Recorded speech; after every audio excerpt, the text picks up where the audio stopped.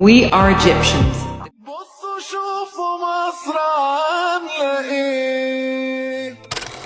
عشان علمونا نحب الوطن. حلمنا لما آلاف السنين عدت والتاريخ لسه بينبض جوه رمال مصر. جيلنا اللي طالع هيطلع نور. كل حجر، كل نقش بيحكي حكاية حضارة بدأت من هنا، والنهاردة الحكاية دي رجعت للحياة من جديد.